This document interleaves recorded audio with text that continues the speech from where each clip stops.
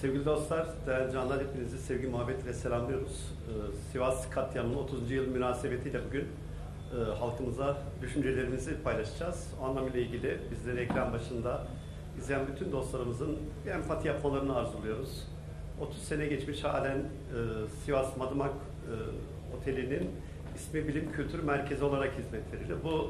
Biz bu ülkede yaşayan Alevi vatandaşları, yurttaşları toplumu ciddi bir çerçeve rahatsız ediyor. Bu anlamıyla ilgili söylediğimiz gibi herkes bir vicdanla elini koyup su süreciyle ilgili, Türkiye'de yapılan, yaşanan haksızlıklarla ilgili düşünmek mükellefinde ki bu coğrafyada hep şu dillendirilir, Hz. Muhammed Mustafa'nın kelamlarından dillendirilir. Kapı komşun açken tok yatıyorsan bizden değilsin.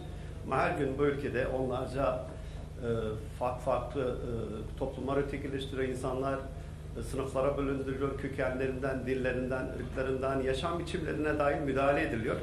Bu çerçeveyle ilgili hep beraber el ele verirsek bu ülkeyi gerçekten güzelleştirebiliriz. Demokratik bir cumhuriyet düzenini hep beraber yaratmak gibi bir sevdamız var sevgili dostlar. Madımak katliamını unutmadık.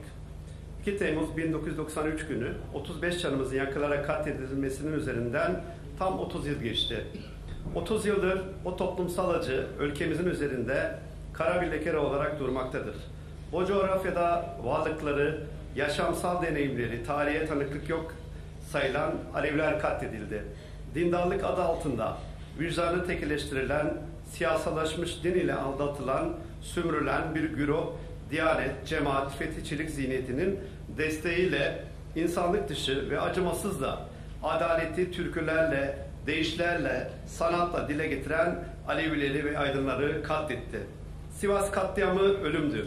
Acıydı, can yaktı. Tasviri ise hafızamızdaki Dersim, Maraş, Çorum'du. Devlet bu katliamı da siyaset aracı olarak kullandı.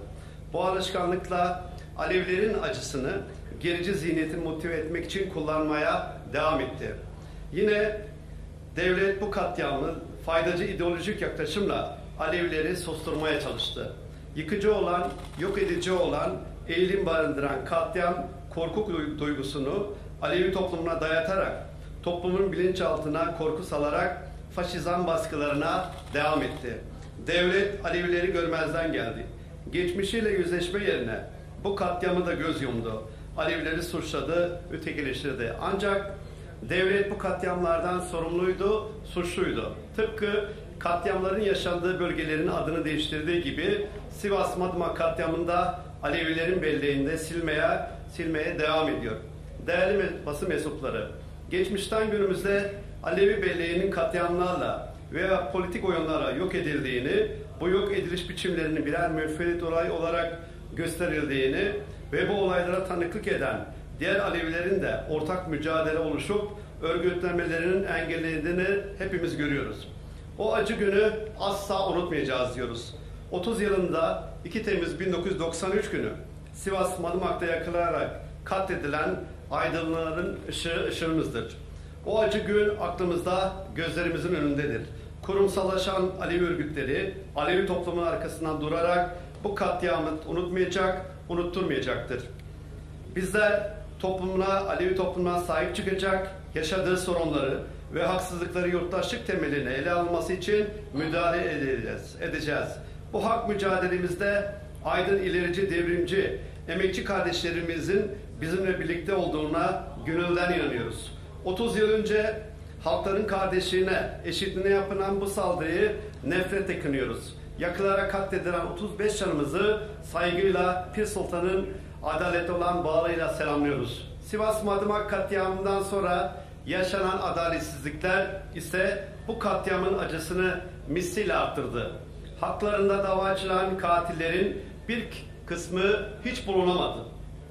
Daha sonra da bu katillerin bazılarının Sivas'tan hiç ayrılmadan yaşamlarına devam ettiklerini, hatta resmi olarak haklarında arama kararları olmasına rağmen evlendikleri, askere gittikleri, işe girip çalıştıkları, ehliyet aldıkları anlaşıldı.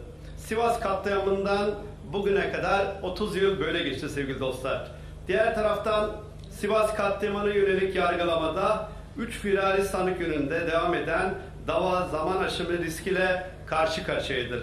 Oysa ki Türk Ceza Kanunu'nun 77. maddesinde belirtildiği üzere Sivas katliamı gibi insanlığa karşı işlenen suçlarda zaman aşımını uygulanamaz. Unutulmamalıdır ki 30 yıl önceki Madımak vahşeti Çorum, Maraş katliamlarının devamı olarak gerçekleştirmiştir. Sonra bu Gazi Mahallesi'ndeki katliam izledi. Katliamların hesabı hukuken sorulmadıkça işlenen suçlara yenileri eklenecektir. Madımak Oteli'nin bulunan canlıların yakılarak hunharca katledildiği Sivas katliamının arkasından gizli kalan gerçeklerin aydınlatılması, yargı kararlarına rağmen Sivas katillerini koruyup cezasız bırakan unsurların ortaya çıkarılması, katliamlarla ilgili devlet arşivlerinin yıllardır saklı kalan belgelerin araştırılıp kamuoyuyla paylaşılması, perde arkasındaki asıl sorunların açığa çıkarılması ve böylece katliamlarda yakınlarını kaybeden, yitiren acılarını da az da olsa dindirecektir.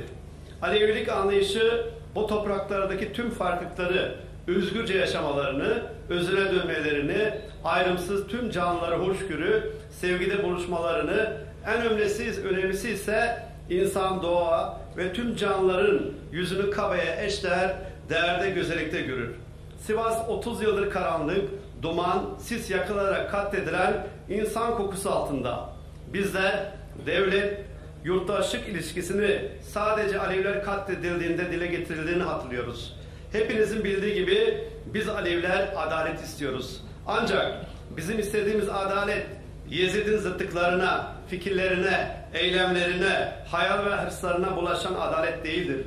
Bizim istediğimiz adalet dil, din, renk, ırk sınırlarını da aşan Şah Hüseyin'in adaletidir. Ve Sivas Madımak Oteli'nde bize yaşatılan bir katliamdır. Alevileri bu katliamın aydınlatılmasını ve adaletin yerini bulmasını istiyor. Devlet, Alevilerin belleğini yok etmek için yüzleşmenin gerçekleşmesini engellemek amacıyla Madımak Oteli'ni bilim kültür merkezi yaptı. İnsanların yakıldığı bir yere bilim kültür merkezi nasıl denir? Bu bile devletin Alevilere karşı baktığı net bakışın resmidir sevgili dostlar. Devleti yönetenler büyük devlet olduklarını iddia ediyorlarsa bu ülkede ezilen toplumların taleplerini görmezden gelmemelidir. Büyük devlet yurttaşlarıyla barışık, toplumsal acılarla yüzleşebilen ve bunun gereğini yapabilen devlettir. Ancak biz bugüne kadar devletin hiçbir yüzleşme yaklaşımının içinde olduğunu görmedik. Sivas'ta adalet istiyoruz sevgili dostlar. Bu da Madımak Otel'in utanç müzesi yapılması ve sorumluların hesap vermesiyle mümkün olacaktır. Yeşil Sol Parti olarak Madımak katliamı ve benzeri bütün katliamların yaşanmaması, gerçek faillerin açığa çıkarılması için mücadelemizi sürdüreceğiz. Toplumsal hafızayı diri tutmaya devam edeceğiz. Hepimiz sevgili dostlar birbirimiz Hızır olursak, birbirimizi elinden tutarsak inanın ki yeryüzü güzelliklerle dolar. Her bir canımızın birbirini Hızır olmaya çağırıyorum.